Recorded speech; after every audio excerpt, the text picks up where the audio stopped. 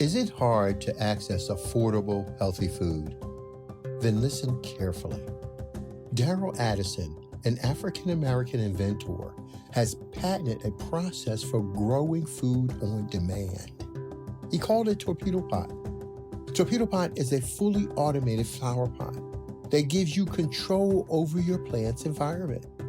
All you do is add soil, seeds, and plants to the flower pot and watch it grow. Yes, Torpedo Pot grows the rest. Visit www.torpedopot.com.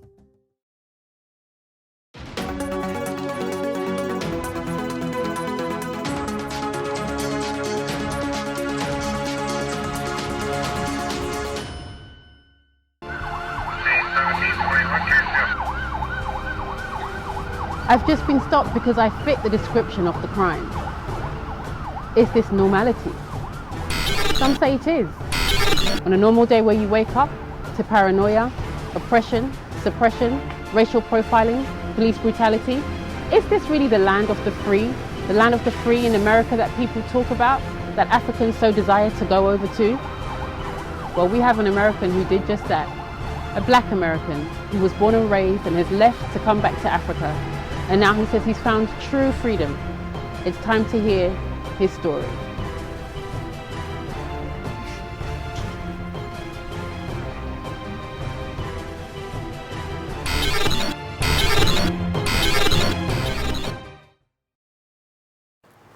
Hey guys, it's Destination Africa back again with another episode, and I am Abena Richardson, honored today to be graced by the presence of Jo Hotagua, from Authentic African. I'm a Sierra Leonean American living here in Accra, Ghana. Wow. So guys, like he said, he's a Sierra Leonean American living here in Accra, Ghana, born and raised in America, right? Yes, Yeah. yes.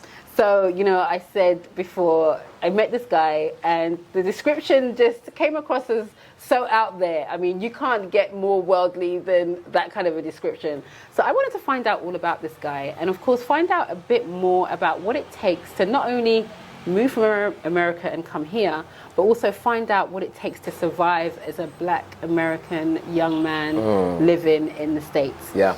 And you know, we hear the stories, right? We read the papers, we hear social media news, we hear a little bit about what's going on, but to actually live and experience it is something completely different, right? Yeah. So I want to actually take it back to when you were being raised in the States and find out if what they say about being born and raised in the States as a young black male, what are some of the challenges that from the get-go maybe you experience? Sure. So, I mean, you know, I have a kind of an interesting experience because I went to a boarding school in Pennsylvania, right, as we talked about before. Yeah. And so my experience was different because the people who were raising us didn't understand us culturally. Okay. But it was in Hershey, Pennsylvania, Yeah. which is the outskirts of the capital city, but the capital city is not the biggest city even in the state of Pennsylvania, right? Wow. So you're the outskirts of a small city town. Right. And so the people who were raising us were people who were from around the Pennsylvania area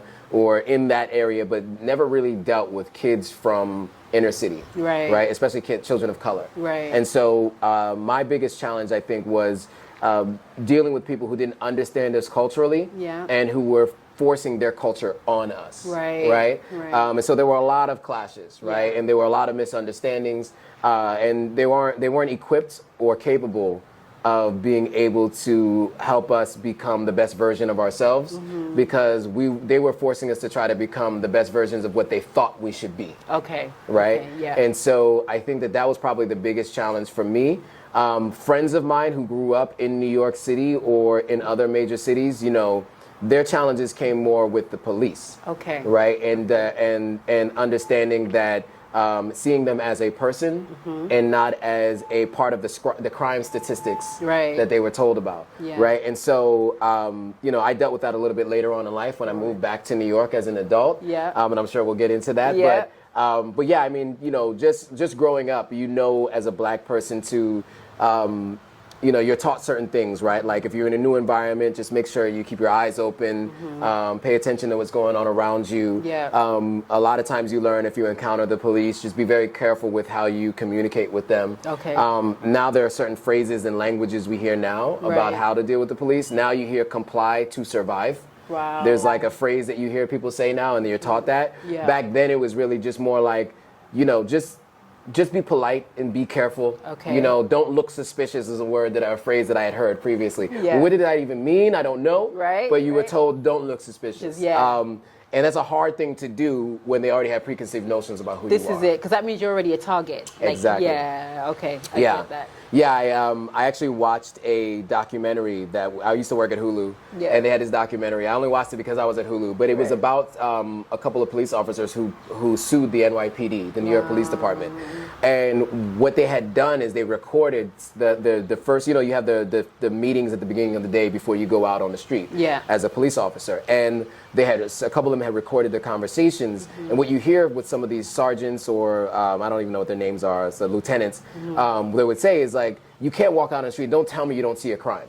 So they're not going to protect and serve, they're going to find a crime. To look for it. To look for a crime, and which means that they might find one where there isn't one. Right. And so that happens a ton of times, and it's not always that individual police officer's fault, right? I think a lot of times if they want to move up in their careers because they don't get paid that well, right? And they want to make sure that they advance, they're going to do what their lieutenant or their sergeant says because that person is in that role.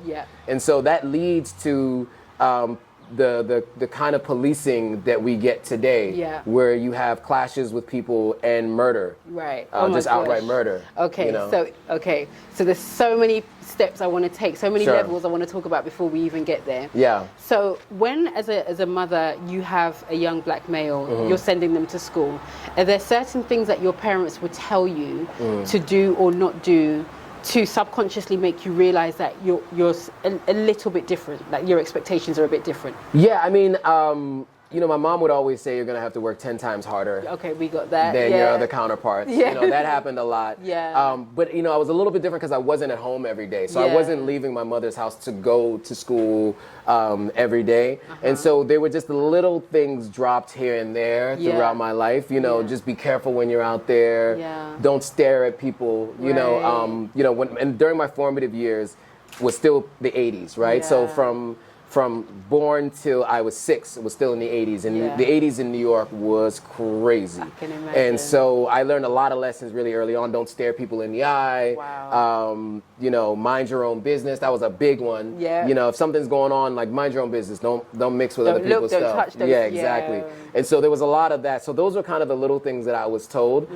When it came to how to deal with like law enforcement, that came from other people later. Because their experience, my parents' experience, they didn't have much experience with law enforcement. And because most of the time I was in Pennsylvania, I actually didn't encounter that. So it came later when I started to discover things that I needed to learn about how to deal with them. Because unfortunately, most of the encounters as a black man with the police are not going to be positive ones. And so in that case, I just had to learn how to deal with it. But it came from other people, actually, not from my parents. That's so interesting. Okay, so being in that system whereby you're told by your parents, that's your preparation before you go into that environment. When you're in that environment, do you have teachers, whether in a city or rural, do you have teachers in there that look like you, sound like you, representative, that you can identify with and they understand you? We did have a couple. Okay. We had Mrs. Galloway is one that we all of us black kids will always say, we always love Mrs. Galloway. She was the best teacher. She was a second grade teacher, if I'm not mistaken. Okay. And so someone like her, was one that you always held on to. She was a teacher that I remembered and that I felt like she cared. Okay. Right? And then, throughout time, you have one or two other ones, but most of the people who looked like me ended up being my coaches. Interesting. So my track coaches were all black. Okay. Right, so we had a recent graduate who was the long jump, triple jump, the jumps coaches. Right. We had the head coach who also did sprints. He was black, and we also had the guy who did all like the shot put and the javelin, discus. I don't think we had javelin, but shot put and discus. That person was a person of color too. He was black as well. So that was really where you had that. We didn't really have that in other places. So for the most part, I was dealing with people who didn't understand me. And so my everyday life was being forced to assimilate into their world and their culture the way they live. Right. Because they didn't understand my culture the way I grew up or who I was. Sure. So in that sense, then you would probably experience a lot of injustices in that system. Like what are some of the injustices that a young male would experience where you would hear that it's not fair, I didn't. Yeah, so one thing that was really interesting was they had this rule that black kids couldn't have their hair longer than 2 inches. Oh yeah. Right. Okay. So and I actually grew out my hair as a rebellious, being rebellious, and I didn't cut my locks. I grew into locks until 2017 and finally cut them. Wow. I started growing my hair in 2002. Yeah. 2001 actually. Yeah. And so this is a really clear example. So in our school we had this rule where black kids couldn't have their hair longer than 2 inches. Yeah. But they actually had a black administrator enforcing it. Wow. This guy, Mr. Carter, he was a black guy. He was a bald black guy with a mustache, and I'll never forget it. Because in our mind, we used to always talk to each other. It's like, 'cause he can't grow his hair. That's why. That's why he makes us cut our hair. But that was the rule. It was like you had to cut your hair, and white kids could have their hair as shaggy as they wanted. That's what I was going to ask. No issues. Right? Yeah. No issues. They never were told anything about cutting their hair. Right. But so we were rebellious. My class, my senior class, me and my cousin, actually, two of us who decided not to cut our hair our whole senior year. Right. We were told we would get held down and they would shave our heads. I was like, I don't know law, but I know you can't do that. Right. Right. So that was a specific injustice that we saw. Now, eventually what they did is they allowed kids of color to have their hair longer. It just had to be quote unquote neat. Wow. So they even allowed them to cornrow their hair and other things. Yeah. But you can imagine, growing up, we had Allen Iverson as a big role model for us, someone who was short, but that was playing basketball at a high level, and he had cornrows. Yeah. And so we all wanted to grow our hair out and get cornrows, and we had this rule where you couldn't have your hair longer than 2 inches, and it only applied to children of color, or black kids actually, because actually some of the other kids who maybe were Latino or Latinx were also able to grow their hair out in some cases, because I think that was palatable for the people in charge. Right. Yeah. And so that was a very specific example. I had other examples too where there were judging of your chores were done differently for certain kids versus other kids. Right. And for me, I was a kid that was a little rebellious, so I would speak out about it, and I'd get in trouble here and there for talking out about it. Right. But I definitely felt like it was unfair, and I still think because you have to think about how these people are looking at you. It's implicit bias, right? They're looking at a white kid as someone who could be their own child. Right. A black kid is something else. It's foreign. It's foreign. It's something else. Yeah. They don't love, if I always say, in order for people to understand a group of people, you have to love someone who happens to be in that group of people. Right. And they didn't love any black kids.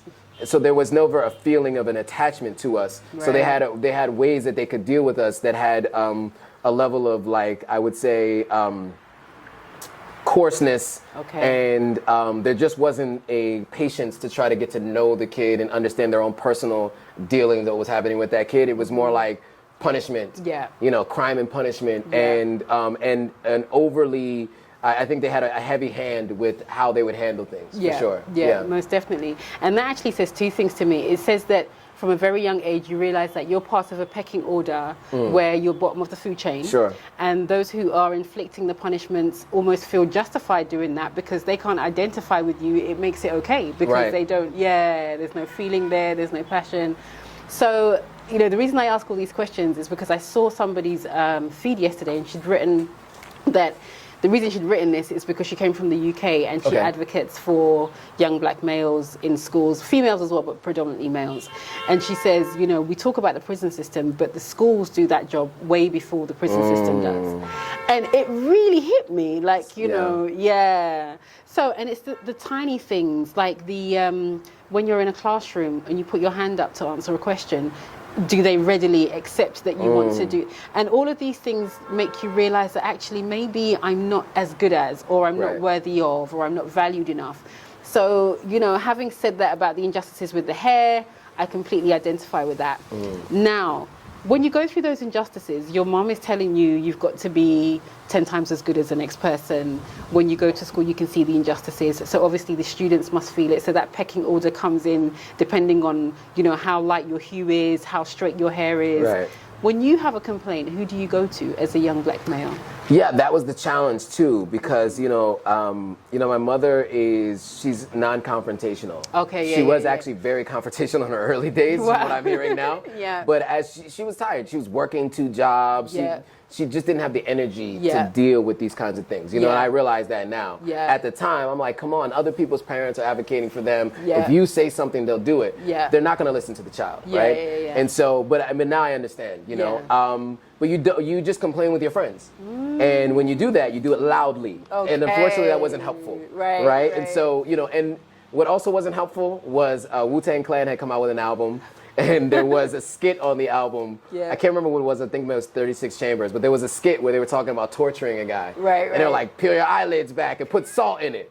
And keep pouring salt in it and salt in it, right? And so, like, that was so funny to us. And so we would start taking out our anger and start repeating some of the stuff from that. And that actually got me in more trouble. So we would loudly complain and then say we were going to do that to the house parents, and then we get in all kinds of trouble. And so there was no outlet or someone that you could go to, at least at that time. Once I got to high school, we had more administrators there that you could go to. But this was all middle school, elementary school. And so, you didn't have anyone to go to, and and you didn't feel like you did anyway.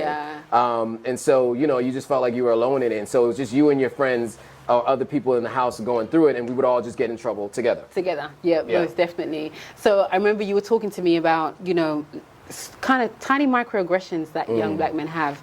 And all of this stuff is traumatic. Like, to go through it, there is no discussion, there's no healing, there's no process. So then we get to adulthood, right? And those on the outside, we hear about the victimization of police brutality, racism, and all of that. Is that real? Yeah, absolutely real. So I'm, like I always say, I can look at things from an objective lens. So I can understand certain things that happen and why they happen. And still think that they should be changed. Okay, so for instance, stop and frisk was instituted because there was a time in New York City. Now, we can talk about how the guns and drugs got into New York City, which is a whole other thing, and we can thank Ronald Reagan for that. But, they were there, right? And there were a lot of black families, too, that wanted police intervention, right? And who didn't have issues with that. Even the crime bill, there were a lot of black pastors that were pushing people like Biden and other senators and Congress people to push the crime bill. So let's look at it holistically.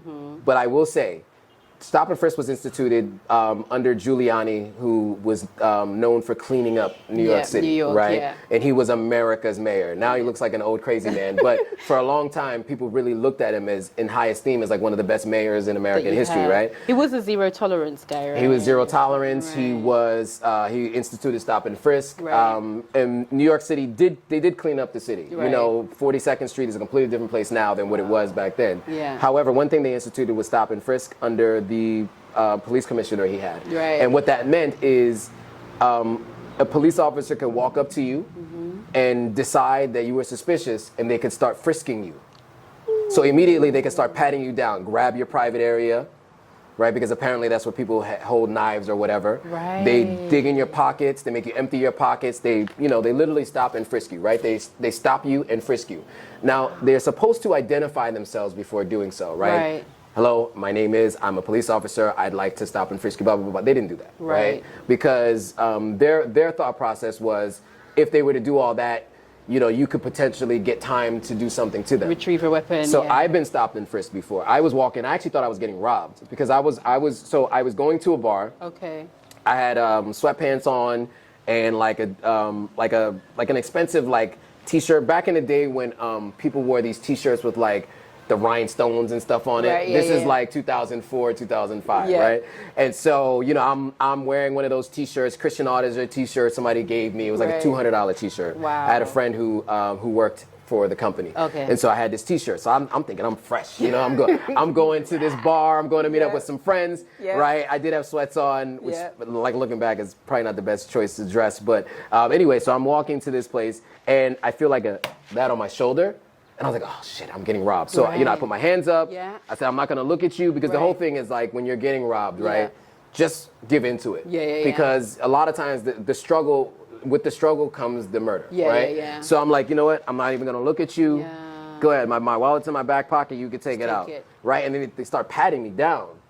And so I'm like, what is going on? And then I realized, oh, this is a police interaction. Wait, we have to take this back. Yeah. Joe. So there is no conversation, there is no reasoning, it's just violation. Like I couldn't even see them. They came up behind me. Wow. I had my headphones in. I'm listening to my iPod. If you remember those little iPod minis. Yeah. I'm listening to my iPod mini. Yeah. I'm listening to it, and I'm walking from the train station right. to the bar. And I was in the wrong neighborhood because this is Park Slope, and it was an area where young white affluent families were living, right. and I didn't look like I belonged there. Wow. So they just walked up on me, hit me on the back of my shoulder like that. So I thought I was getting robbed. You just froze. Because I was so used to hearing from my friends and other people like, look, if you're in a neighborhood that's not your neighborhood, you don't know everything that's going on, make sure you're paying attention. And I was like, I was caught slipping. I wasn't paying attention. Yeah. Right? So when they talk about area codes, that's a real thing as well. Like, yeah. When I think, certain people are hungry in certain areas, right? And if they don't have opportunity and the best way to generate income is taking it from other people. Yeah. That just happens to be the case in some places. Yeah. And so I thought that that's what was happening. Right. I should have known better. I'm in Park Slope. That's not going to happen there. Okay. But still, I don't know Park Slope. It's not my area. Yeah. So I'm just walking through Park Slope. Mm-hmm. And so when it happens, I'm thinking I'm getting robbed. When I realize it's the police, I'm even more scared. Right? Because it's dark. Right. And also because we don't know what they're there for. Right. If somebody's robbing me, they can get their thing and go. Okay. Right? Okay. When it's the police, who knows why they're there and what they're there for. Yeah. So my hands are up and I'm like, I'm not going to look at you. Then the guy starts saying, do you have anything that can hurt me? And I realize, oh, that's a police officer, Okay, right? yeah, Because that's the question they ask you. Do you have a knife in your pocket or anything that you can do, whatever they ask. Weapons, Right, you have any weapons or whatever. Mm-hmm. And so I'm like, oh, it's a police officer. And it was a black cop too. Right? And so he's doing the whole thing, being ultra aggressive. Mm-hmm. I think as I start talking, I think what ends up happening is like, oh, he must not be one of those. Right, I was just about to say. Right, because you could see kind of the demeanor change. Right. Where he was like, well, what do you, but then they started asking, what are you doing? Because they had to justify why they started stopping frisking me, right? So what are you doing here? Yeah. And I'm like, I'm walking to a bar. I left the train station. The train station's down here. I'm walking to well, I didn't say it like that. Right. I said it very politely. Yeah. Like, just walking to the bar. I came from the train, because you have to comply to survive, but be polite to live. So I'm like, just walking to the bar up here. I was just coming from the train station. Right. They're like, well, why are you here? I'm like, and I was like, I was just coming from here. And they're like, well, you matched the description of somebody who's been breaking into cars here. And I was like, oh, okay. Well, I didn't do it. I haven't broken in any cars. Just walking to the bar. Right. And then because that was the black cop that was doing all that. The white cop was just kind of standing there. Afterwards, the white cop goes, my bad, bro. My partner gets a little overzealous sometimes. That's the good cop, bad cop. Yeah, type. he gets a little overzealous sometimes. My bad, bro. Right. Go about your day. You're free to go. So no apology. I've been free to go. What do you mean I'm free to go? Like, when did you ever free? Yeah. But I of course that's the way I wanted to respond. Right, okay. The way I responded was the way that you have to respond. Yeah. Because regardless of what rights you have, you don't have rights when not you're in that with, instance. You don't. And it's their word against yours. They write the police report. Okay. Right? That comes from that instance, right? Yeah. So that was my first encounter with the police. Right. Which is the craziest thing ever, right? Because, you're taught that they're there to protect and serve. Right. And really what they were, to me, it felt like they were there to harass, and I can't think of it. Aggravate and harass, right? Yeah. And so for me, that to me was just a reinforcement of everything I knew. Rodney King and everything else, Rashawn Bell and Amadou Diallo and all these different people, all the different stories that I heard about on the news, all of that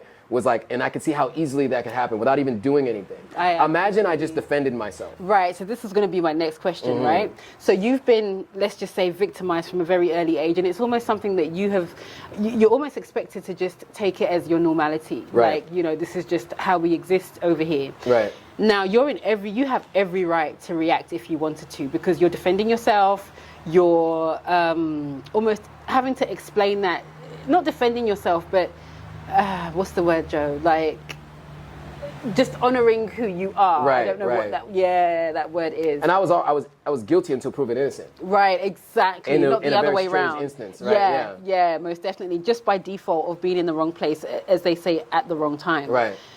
Do you understand when people react the way that they do? I do. Yeah. I absolutely do. And you have to keep in mind that not everybody is given the amount of warnings that I was given about the outside world, right? You know, everybody's taught to defend yourself. Yeah. Especially as a black person coming from a black household, almost always your parents will teach you to defend yourself. Yeah. For me, I had been given so many like warnings about the outside world. Be careful, make sure, you know, all those kinds of things. And for me, I had always learned from other people's mistakes. Yeah. And so I, of course, wasn't going to fight back. Okay. But of course, I understand what other people do. Yeah. Even if you committed a crime, right, previously, and you're not committing a crime at that moment, but because they know you as someone who's committed crimes previously, you still have the right to be able to speak out and defend yourself. Okay. Be careful physically how you do things, because there are so many, there's gray areas for how you're allowed to move your body around the police officer before they can determine they're defending themselves. Right. But verbally, you technically are allowed to say whatever you want. Right, okay. Right? Because that's your First Amendment right. That's the First Amendment to the Constitution in the United States, is the ability to speak however you want. Right. As long as you're not threatening them. Right. And so I can definitely understand why people defend themselves. Okay. But it is not the right way to deal with someone who is not thinking rationally. Reasonably and rationally, right? Yeah. And they're not given a mandate to go out and think reasonably and rationally. They're given a mandate to go out and find crime. Right. And so you're knowing, if you have that information, you know, it's like, would you rather be right or would you rather be alive? Right. No, I hear that 110%. So that's the way I deal. Wow. Yeah. Okay. So this is now an unwritten rule type of question. Sure. Can you ever be too compliant when dealing with the police? I don't think so. Okay. I don't think so. I think the more compliant you are, the more they feel bad about how they're acting. Oh, okay.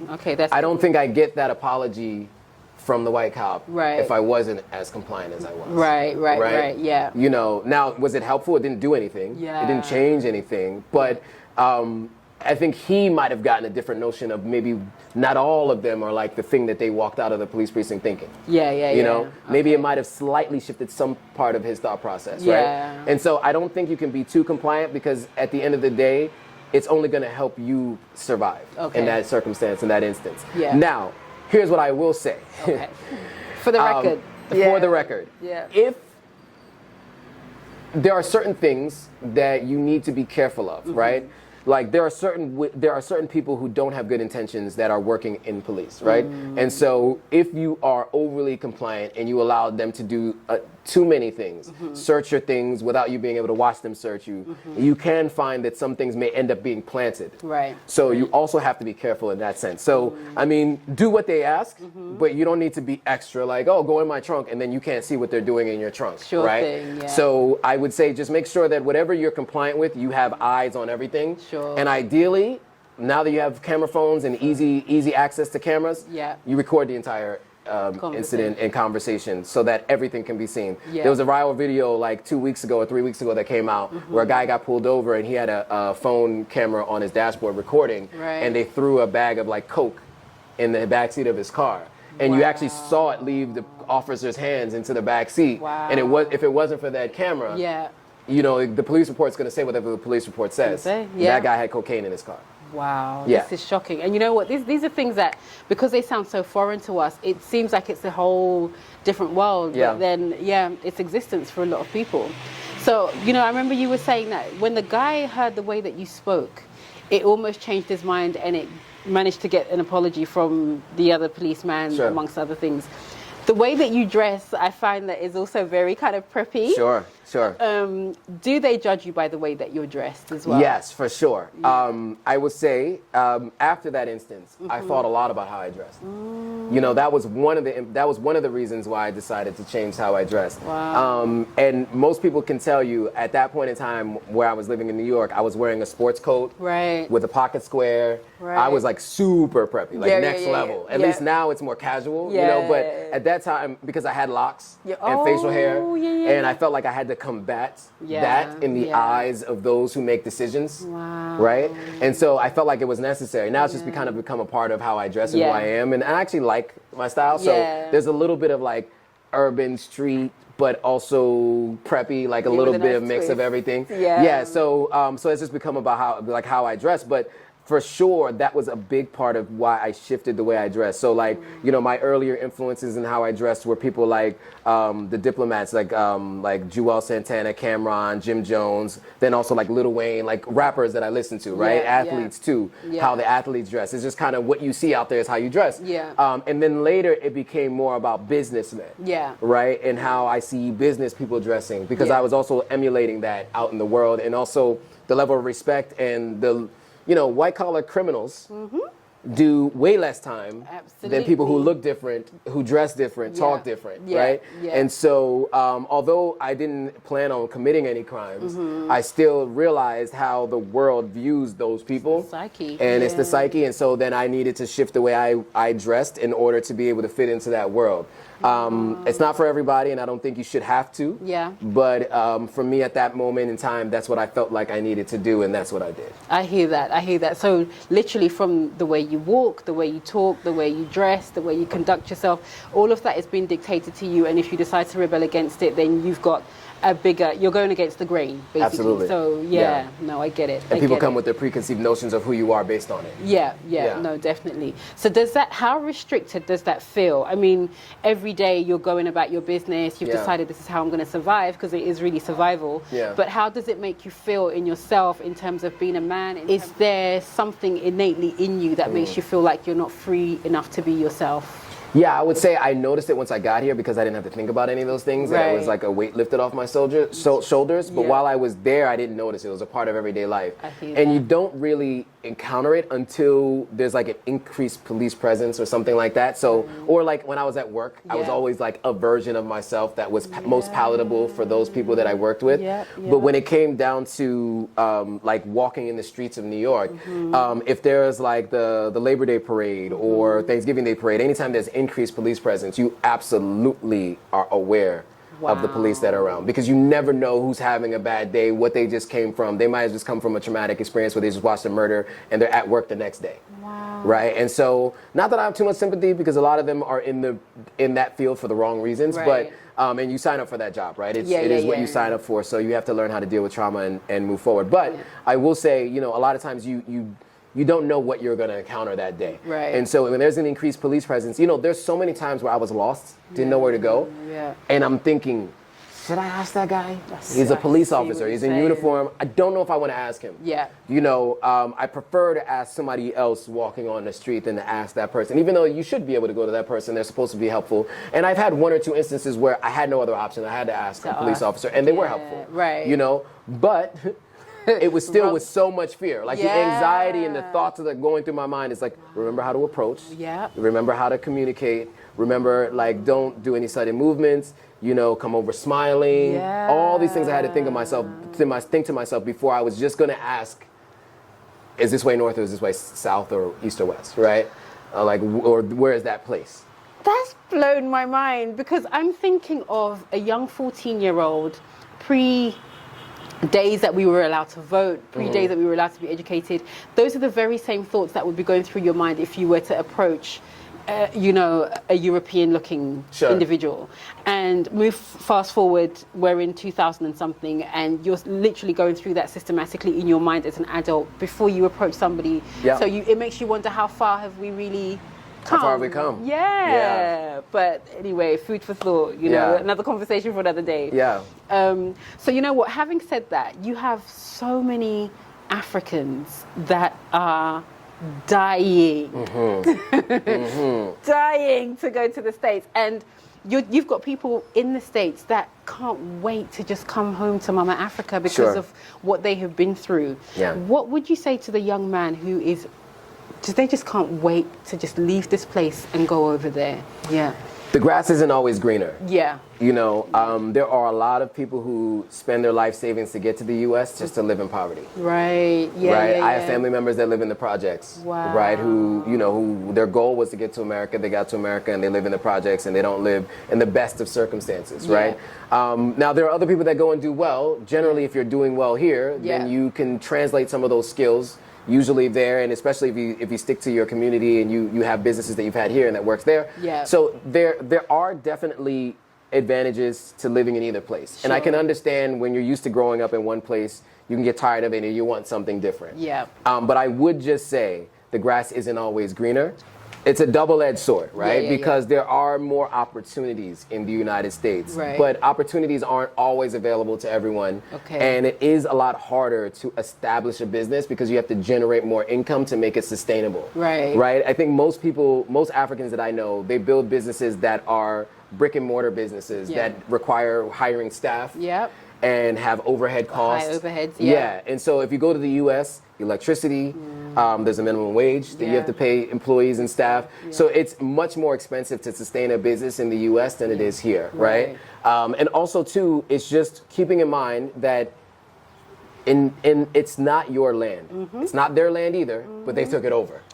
And so they believe it's theirs. And right now, there is some rhetoric for 50% of the country that they feel like immigrants are ruining the country. Right? And so there's at least 70 million people that believe that immigrants are ruining the country, right? Based on their voting patterns, right? And who they vote for, because they vote for people who use that rhetoric, And so if you know that, then you just go into it knowing that is what's happening, right? So it's not always it is the land of opportunity, but I think it's much more nuanced than that, right? So yeah, it's the land of opportunity, but there are so many things that are flawed in that system. So I would say, as long as you go with your eyes open, and you go with the expectation that it's going to be realistic expectation is going to be much harder than you think, then I say, attempt it, but make sure that you do this.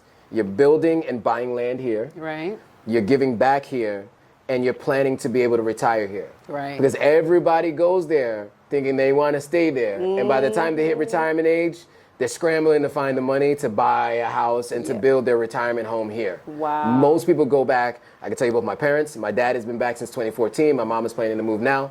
I have an aunt that's already moved. Very many people decide to go and come back. So just know that if you're going to go there and you want to try to experience life in the West, just make sure that you're building something for the end of your life. Sure. Okay. Wow. In a nutshell, that's amazing. Would you say Africans that go over there have it harder with the police than your average American born and raised? I think we actually have it easier. Right. I think because there is a stigma about Black Americans based on what you see on TV. And that might be changing because you have people like Hush Puppy, who was like a really big fraudster, who everybody knows his story now. And then you hear about these the Nigerian scam, which is part of like the public lexicon in the U.S. They'll say like, "Are you some kind of Nigerian prince?" and make that joke now. So that's part of the public lexicon in the U.S. But for the most part, I think what they usually think about immigrants, at least the police, for the most part, from what I've seen, is that they see them as people who aren't the ones that are perpetrating the most of the crimes. It's like the Black Americans from the projects that are the ones doing that, right? And so I would say it's likely to have a little bit of an easier experience with police. I don't think you're going to have an easier experience, though, in the general population, people making decisions. Because most of the time, if you're not like them, you're seen as less than. Right? So, so I think just with the police maybe, but not everywhere else. Okay, I hear that 100%. So, a couple more questions. Sure. I want to talk about our women. Okay, so Jo, this is just mind-blowing. So you're saying that you experienced that much anxiety just walking up to ask a question. Can I ask where that came from? Yeah, I mean, so, the one instance of getting stopped and frisked, that was me by myself. And then I had guns drawn on me by police twice. Wow. 2 times. Not once? Twice. Okay. And it was in the car and it was with the same person. Now, a friend of mine had a Dodge Charger with tinted windows. And for a time in New York City, the police deemed that a drug dealer's car. And the tints were darker than the tints that are allowed in New York. Because their whole thing is they don't want to walk up to a car and not be able to see inside. Because maybe you can shoot at them, which actually very rarely happens, like never happens. But that's one of those fears that they have that can justify their actions. Because I actually thought you were going to say maybe some unrequited activity was going on in there, but it's not even that. It's about them fearing for their life. Because every excuse that the police officers have is fear of life, their life, right? Which allows them to use chokeholds and put their knee on someone's neck, right? Right. So they use those as excuses. So 2 different times, the same friend of mine, one time we had come from a party. Yeah. And, I fell asleep in the car. At the time, I was a heavy drinker. Right. So I was out cold. Yeah. Apparently, he fell asleep too. So we're sleeping at a street light. Right. It was actually right in front of the university we went to school at. Okay. Or went to school. And so I wake up to screaming. Like, hands up, put your hands up. And like the flashlight, they do this thing with the flashlight in the gun. Yes, I've seen that on TV. Yeah. And so like, hands up, hands up, hands up, hands up. And they're screaming. I don't even know what's going on. So I put my hands up. Yeah. I sober up immediately. Wow. I'm like, officer, how can I cooperate? Yeah. My wallet's in my back pocket. Should I get it for you? I don't even need to. I'm in the passenger seat. I don't need to identify myself or anything. Yeah. But it doesn't matter. You just there are do. guns drawn, Yeah. right? And I realized from that one time when I started talking, it moved them off of me. So I thought if I spoke like that, put my Carlton voice on from Fresh Prince, right? Yeah. Maybe they'll be like, oh, okay, this isn't some criminal. Yeah. Right? That didn't work. So they're still screaming. A friend of mine that I have is a corrections officer. Right. And so he didn't give him his driver's license. Yeah. He gave them his work ID. Okay. And so when he gave him his work ID, they just said, what the F are you doing? Yep. You could get yourself in trouble. Yeah. Why would you have these kind of tints on your car?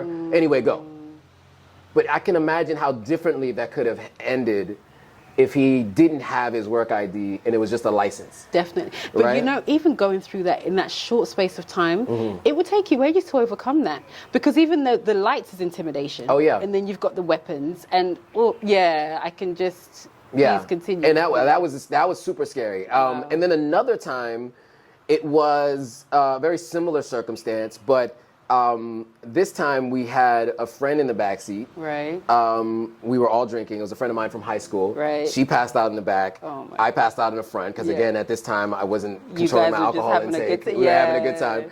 And but this time we got pulled over and seemingly for no reason. I guess it was for no reason because they couldn't identify why they were pulling us over. Yeah. It was the tints. Actually, it was the again. tints in the window. Okay. So this time he pulled all his windows down. So by the time they came over, but they pulled us over with tints up. Right. So they came out with guns drawn already. Wow. So this time they weren't screaming at us, but they still used the flashlight and the guns, and they're looking in the car. They see her. They're like, what's going on with her? So I had to wake her up and be like, hey, can you talk to them and let them know what's going on? Right. And I didn't say anything because I didn't want them to say that I was trying to coach her with what she was saying, right? So I'm just like, talk to them, answer their questions, whatever they ask. Yeah. And then there was an open bottle of Ciroc in the back, alcohol. And you're not supposed to have open alcohol in the car. So then that became a whole nother thing. Wow. But then again, he gave him his work ID. Okay. So that. But if it wasn't for that, Yeah. can you imagine what kind of situation I would have been in? Because guns were already drawn. They were looking for a reason to take you in. Or to use it. Yeah. You know? And so in both of those instances, those were really traumatic experiences, and that really shaped the way I dealt with police after that. And all three of the experiences. Right. So guns drawn twice, stop and frisked once. Yeah. Now I will say in New York, it's been deemed unconstitutional to stop and frisk. Right. So that has actually been eliminated. Okay. But cops unholster their guns all the time. Right. They jump to that. By the way, they have pepper spray, they have tasers.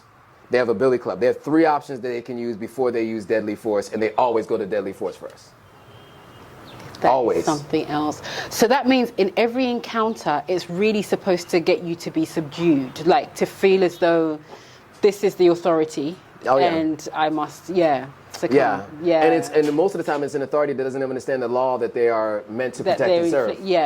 Right. Because if you were to try to tell them, here are your rights, they're going to look at you like you're crazy. So what happens when you do that then? What happens when you do know your rights? Do they feel as though you're challenging them? Oh, yeah, absolutely. Yeah. Especially when they don't know. Right. Because most of the time they don't know it. Yeah. They know like the 3-number codes that they're called to go to a specific situation. Right. They don't know what the specific rights are of the individual. Yeah. The police academy is a very short academy. Right. It's not always our best. You know, in terms of the people who go into that line of work, right? They try to cram a lot of information into a short amount of time because there's already a shortage of people who want to go into that line of work, right? So they'll take who they can. Right. It's not like you get tested in and they have to make sure. I mean, they have to make sure that the extreme levels of society don't get in, but for the most part, they have a very wide pool of people that they allow in because not a lot of people want to do that line of work, and they don't pay them well. So there aren't incentives to do anything except try to advance. And to advance, you need your crime numbers. You need to be able to solve a certain number of crimes, and so that's why they're always looking for crime instead of trying to solve crimes. It's a numbers game. Yeah, it's a numbers game. So, so that of course leads to bad incentives, right? And so, but there also isn't the ongoing education. You think about people who deal with deadly force. People who are contractors have to constantly get recertified. Medical doctors have to constantly go back and take classes. My mom is a nurse. She has to constantly go back and get CPR courses, right? Police officers don't constantly get new training and education. It's just literally what you're bringing in. And that's it. And your training is happening on the job, and it's more and more bad examples or bad training that you're getting over time. And so you can imagine that those folks have no idea of all the laws and all the rights that we have as individuals. So if we were ever to challenge them, it just makes them not feel good or look good. And then you have somebody who's already in there because they want to be a position of authority and not always in for the right reasons. And so you're going to have someone who's going to approach it in a way that is not going to end well for you as the person who felt like you wanted to show them up by knowing more than them. So I would advise to just leave that in your own mind. And if you want to file a complaint later, when you have your own safety and the ability to do so, maybe do that. But you always got to be careful at that moment. It's a judgment about, again, whether you want to be right or want to be alive. Most definitely. So now I understand where you say, you know, is it fight or flight? Do you stay in the system and continue to fight when you're in the minority, or do you find a system whereby you can be free and express yourself? And so I get it. Wow, that is, twice guns pulled on you, and that experience in itself, just thinking about it now, it's taken my mind a while to process it, but well done you. Well done you. The majority of young black men are raised by women in the United States, and everybody seems to be on the attack. So you've got the media, you've got schools, you've got the police, you've got... How would you really... Because we're women and we don't really understand the way men work, I think it gets to a point where we're in relationships with black men and we go on the attack as well. And you hear that so often, black men are this, you're going to be just like your daddy, you know, How would you advise that we raise our men in a system that is so against our men? And how would you advise that we can make our men feel valued when everybody is attacking them? It's a good question. I think there's a couple of things that have to happen. I think we need to know our history. You know, you notice that white men walk around with so much bravado.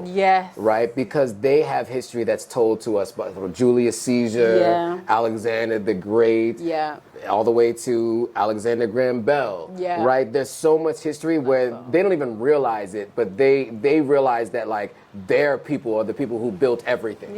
Right? Which is not necessarily the case, but that's what they believe and think. And so they already inherently walk around with the thought process that they can do anything. This is entitlement. And what we have is this issue of, especially in the U.S., is that, you know, our history in the U.S. starts with enslaved Africans, right? So there's always that thought process there. And there's also a lot of the victim mentality too. And so I think being proud of your history, heritage, and culture, and understanding who came before you that were investors and builders, not only in America, but across the continent of Africa, I think those are hugely important. I think also understanding the dynamic of fighting with our influences on TV, right? You know, most of our influences are going to tell you that it's better to be single for longer. You don't want to marry.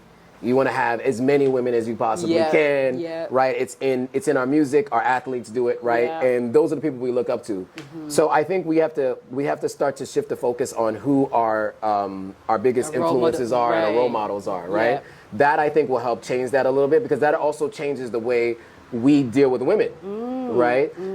Because most of our music, unfortunately, told us that women are bitches and hoes, right? Yeah, absolutely. Right? And then there's only a few good ones. Right? And I think we need to shift that. And so if we have more role models that are ones who do believe in marriage and do have, you know, someone like a Michelle Obama, I think was great for so many black men, because you can see, and some people are going to dispute that. I don't care.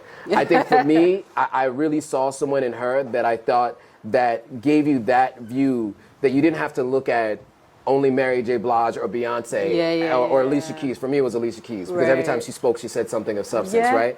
But those were the only options. Those are musicians. Those are entertainers. I got a chance to see someone who was a lawyer. She was a first lady for 8 years, but she was so much more than that, right? And so I think that those kinds of things are important. So seeing people outside of just entertainment in those roles, I think history lessons and understanding culture, I think, is really important. I think those things help change the way we interact with each other. And then I think the other thing that women have to do when they're raising children, especially as a single mom, is do a better job of not bashing the son's father. Regardless of how much you hate that person and how bad they were to you, it's not helping that boy to grow up because you emulate people who come before you as a kid, right? And if you think your father wasn't, then you think you're. Yeah, it's as simple right. as that. Excuse my language. No, it is what it is. And so when you think that way, you act that way. And so I think we need to change that. And I was lucky enough that I didn't have that experience. And I also had 4 sisters, and so I got a chance to understand how there are so many.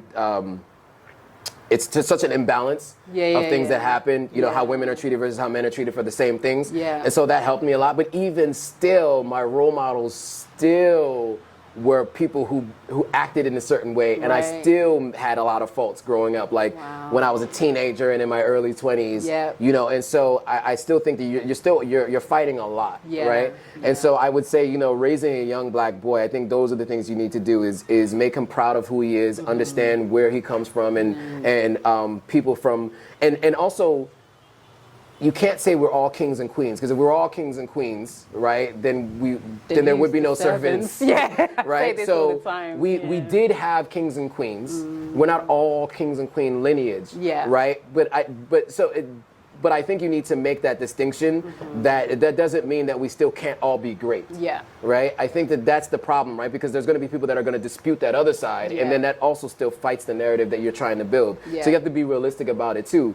But yeah, I think that a combination of all those things, I think, can really help to change the way we deal with each other as black people, and specifically between the sexes. Wow, that's powerful. That is powerful. Okay, you see, I could end it just there because that was just amazing. But I have to ask, as somebody that has left America, come over here, and having been subjected by so many different things that have almost suppressed the real you.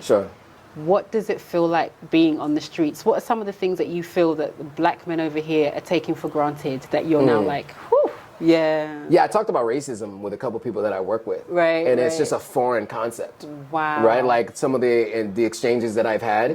Because they're like, they'll never see that. What's that? Because the people who aren't of color are minorities here. Right? And so for sure, I think they might take that for granted, right? Like not even having to ever have dealt with that. But I will also say, though, it felt like there was, like I said, like a weight was lifted off my shoulder. You know, at the office, you know, we're having some challenges generating revenue. So there's some just challenges in the business, right? And that is on me, right? And so, but I still feel like I can be my full self. Right? There's not any part of me that I suppress when I'm in the office. You know, whether it's talking about music or sports or even just how I feel like I don't have to be a representative for the entire race. You know, and I will say nobody told me I had to be. But just from the conversations I would have, you could tell how ignorant certain people were. Very educated, and we're talking about people with master's degrees who have traveled around the world, still are very uneducated about people of color or black people in general, or black culture and black history, African culture, African history. And so I felt like every day I was a representative for the entire race, for those people. And I don't feel like I have to be that anymore. And so, you know, I took that upon myself. Like I said, no one else asked me to, but based on what I saw, it felt like it was needed. And so I no longer feel that way. And so that has changed everything for me, because now I just walk through life just as me, without any filters or any other adjustments to make me more palatable for the person that I'm talking to. Wow, that's so liberating. You know, the fact, because we've all done it. We've all done it. You know, you're with this group of people, you change the way you look, the way you speak, just to fit in, the conformity, and it does something to you, I think, after a while. Yeah. So, I mean, someone like you, you've just come completely full circle. Sure. You know, you've got your Sierra Leonean parents, raised in America, come back to Africa. What last words would you give to the young Black American male in America, still feeling like they're victimized? If you were that voice for them, what would you say to them? They keep telling you to go back to where you come from. You should. I hear that. Yeah. You should. Yeah. I would say, you know, look, I never tried to live with the victim mentality. Yeah. But you are living in a system that wasn't built for you. They literally had to make amendments to a constitution that was written for a country that was made while you or someone who looked like you, your ancestors, were property of someone else. Wow. When you're starting from there, you are going to have a challenge moving forward. Now, some people can look at those challenges and say, that's making me resilient and that's making me stronger, which I do. But you have to be realistic and look at that. Most people aren't going to be able to get through all of those challenges. There are a lot of doors that slam in your face, or doors that never even open, or you don't even know are there because of who you are. Yeah. And so when you come here, it's challenging, and there are challenges to get things across, but at least it's going to be challenges based on your skill set and your ability, not based on what your color is and who you are, what your name is, or what you look like. Yeah. Right? Yeah. And so I would definitely say at least visit Ghana in particular, because there's so much you can learn about our history before the transatlantic slave trade, even learn about what was happening here, and really get an understanding of what your ancestors went through to give you more, it gives you really more of an appreciation for who they are and who you are. Yeah. And your strength and resiliency as a Black American, for sure. Wow. And if you're African living in anywhere in the US, your parents were born there and you are a first generation American, get your dual citizenship. Learn more about your culture and learn more about your family lineage and your family history. Wow. You know, Paris Hilton. We all know Paris Hilton, right? You know, her grandfather started the Hilton franchise. She knows her grandfather. She knows what he did. She's very clear on what he's done for her. And she walks around this planet after having a sex tape and everything else, doing a humiliating reality show, making her look stupid. Yeah. She has no problems whatsoever living on this planet, and walking around in this world, because she knows who she comes from. That's right. Right? That's right. And so if you know where you come from and you know who you are, nothing can hold you back. And so I would definitely say, make sure you come here and get that education about who you are and where you come from. Wow, I'm blown away, guys. I don't have any more to add to that. That was absolutely amazing. And actually, I think we should do another conversation about how you were able to do it practically and put in the physical steps, because as you can see, he's done that, right? Absolutely. So I need you to tell the listeners, the audience, where can they find you? Sure. So my channel on YouTube is called Authentic African. Make sure you subscribe. And my Instagram page is called Authentic_African.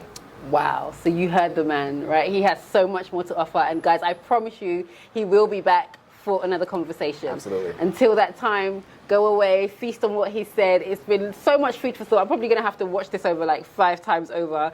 It's just been great. But I want to thank you so much for coming down. Thank you. Wow. Yeah, no. Thank you. So guys, as you know, we're about to end. It's 2 taps on the shoulder. Come on, Joe. You know the drill. I'll do that. Yeah. Flick it back. Finger waves. And slow.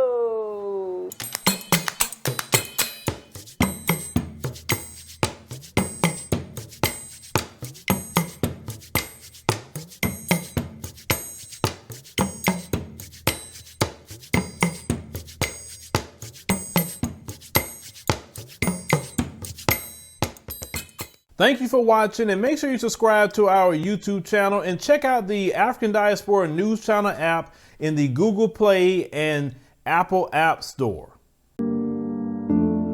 Colonization never ended in the white supremacist system. And as we see today, the colonization is in the mind. Now, those who have been enslaved and those who have been colonized, we're still dealing with the remnants of that through the colonization of the mind. Pick up my book, 7 Steps to Decolonize the Mind, and we will help deprogram you from the colonization that was put upon you by generations and generations of white supremacy. You can pick it up today on Amazon.com.